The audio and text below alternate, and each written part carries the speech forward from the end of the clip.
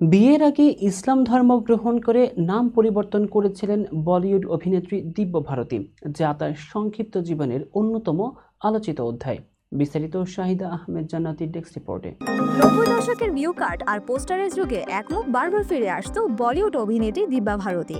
মাত্র 4 বছরের ক্যারিয়ারে 22টি সিনেমা করে দর্শকদের হৃদয়ে জায়গা করে নিয়েছিলেন তিনি। সা সামান্দার পার বা এসে দিওয়ানি কি গানের সঙ্গে মিষ্টি চেহারার এই অভিনেত্রীর মুখ চোখে ভেসে ওঠে। 1992 সালের 16 আর শবনম সিনেমার সেটে পরিচালক সাজিদ নাদিয়াতওয়ালার সঙ্গে দিব্যার পরিচয় হয়।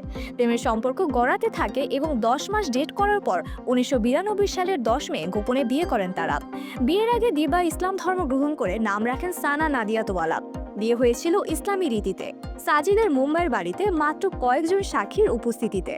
1993 সালের 5 এপ্রিল মাত্র 19 বছর বয়সে রহস্যজনকভাবে মৃত্যু হয় দিব্যার। ওই সময় তার স্বামী বাড়িতে ছিলেন না। ডিজাইনার নিতা নুলা ও তার স্বামী ডাক্তার শ্যাম লুলা ছিলেন দিব্যার সঙ্গে। টিভি দেখতে দেখতে ব্যালকনির রেলিংয়ে বসে পিছলে নিচে পড়ে যান তিনি। দ্রুত হাসপাতালে না হলেও তাকে মৃত ঘোষণা করা হয়। দিব্যার মৃত্যু নিয়ে শুরু হয় নানা জল্পনা। অনেকে এটিকে পরিকল্পিত হত্যা মনে করেন। মৃত্যুর আগের রাতে পার্টি থেকে মদ্যপ অবস্থায় ফেরেন দিব্যা। সাজিদের সঙ্গে ঝগড়া হয় বলেও জানা যায়।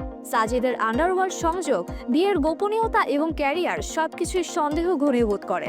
তদন্ত শেষে 1998 সালে মুম্বাই পুলিশ দিব্যার মৃত্যু দুর্ঘটনা হিসেবে চিহ্নিত করে ফাইল বন্ধ করে দেয়। বলিউডে দিওয়ানা সিনেমায় অভিনয়ের জন্য দিব্যা ফিল্মফেয়ার জিতে নেন। শাহরুখ খান, গোবিন্দ, সঞ্জয় দত্তদের সঙ্গে জুটি বেঁধে একাধিক হিট সিনেমা উপহার দেন তিনি। তার আকস্মিক মৃত্যুতে অসমাপ্ত রয়ে যাওয়া সিনেমাগুলোর কাজ শেষ হয় অন্য অভিনেত্রীদের নিয়ে। কম সময় আকাশ ছোঁয়া জনপ্রিয়তা ও রহস্যে ঘেরা মৃত্যু দিব্যাকে করে তুলেছে এক ট্র্যাজিক আইকন।